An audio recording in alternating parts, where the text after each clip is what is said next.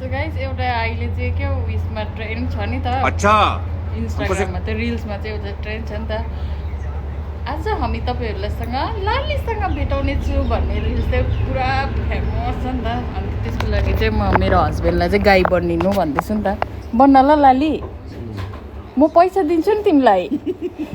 ल तिम्रो पैसा चाहिँ होइन ल मलाई बाबाले दिएको पैसा दिन्छु म तिमीलाई तर गाई बन्न तिमी मेरो ल भन्न न प्लिज अच्छा ल